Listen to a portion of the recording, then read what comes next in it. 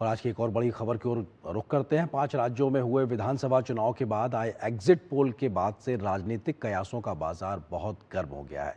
सबसे ज़्यादा चर्चा बंगाल के एग्जिट पोल के आए नतीजों को लेकर हो रही है। अधिकांश एजेंसियां बंगाल में बीजेपी सरकार बनने का दावा कर रही हैं या फिर भाजपा और टीएमसी के बीच बहुत कांटे की टक्कर बता रही हैं। इन आंकड़ों के सामने आने के बाद से राजनीतिक बयानबाजी तेज हुई है और सभी दल इन आंकड़ों की व्याख्या अपने अपने हिसाब से कर रहे हैं। इस बीच असम में बीजेपी की हैट्रिक का अनुमान है तो केरलम और में यूडीएफ के सत्ता में आने का अनुमान जताया गया है।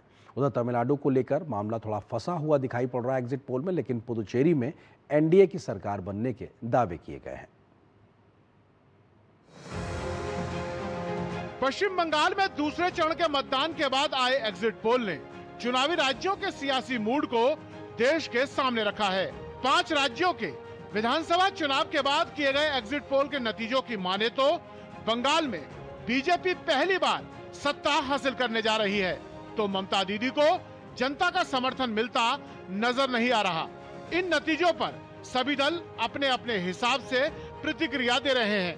जहां बीजेपी एग्जिट पोल को पूरी तरह से सही दिशा में बता रही है तो टीएमसी इसे पूरी तरह से खारिज कर रही है।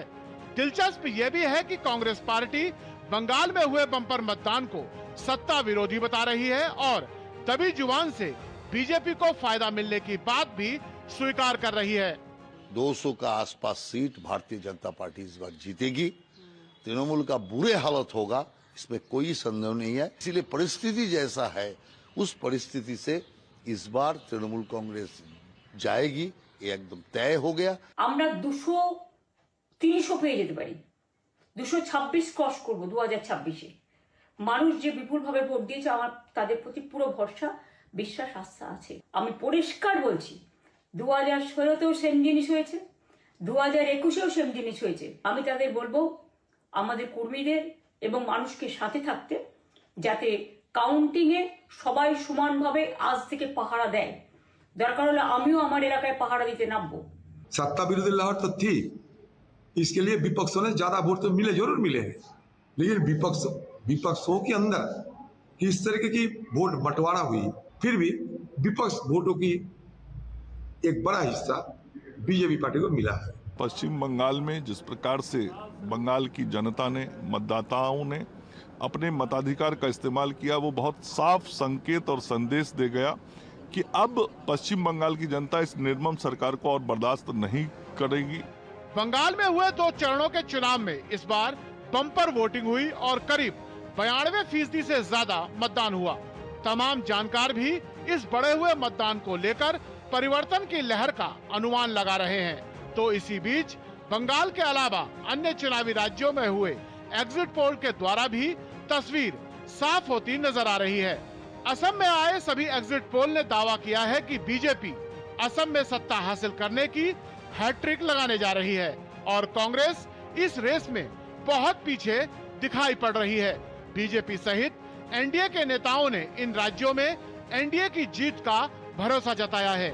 We are all confident BJP is going to retain its responsibility in Assam, and for the first time after a long period West Bengal is going for a massive change. There are huge anti-incumbents against the incumbent government. सभी राज्यों के लोगों का विश्वास जो है आदरणीय प्रधानमंत्री मोदी जी पर है, क्योंकि काम करने वाला प्रधानमंत्री ये ऐसी उनकी पहचान है।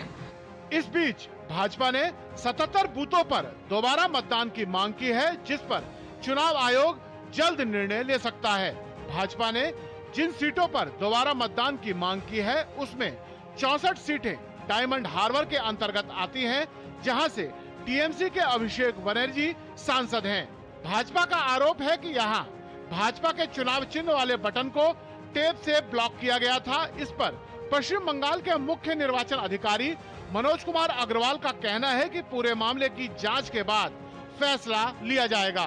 फील्ड में प्रिसाइडिंग ऑफिसर है, सेक्टर ऑफिसर है, ऑब्जर्वर है, वो सब देख दाख के, आरओ देख दाख के जो ओपिनियन बनाएंगे, डीओ वहाँ पे है, सब देख दाख के ओपिनियन बनाएंगे, उससे हम लोग देखेंगे। रिपोर्ट होगा नहीं होगा, कहाँ होगा नहीं होगा, रिपोर्ट जब भी होगी जब जरूरत होगी, कोई जबरदस्ती भी तो रिपोर्ट कहीं करना नहीं है।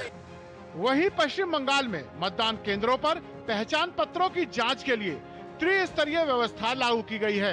पहले और दूसरे चरण में पहचान पत्रों की जांच रिटर्निंग ऑफिसर द्वारा की जाएगी। फिर QR कोड स्कैन के सफल सत्यापन के बाद ही प्रवेश की अनुमति दी जाएगी।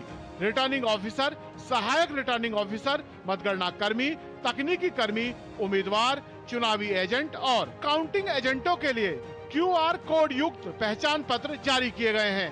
कोलकाता से सौरभ दत्ता के साथ ब्यूरो रिपोर्ट।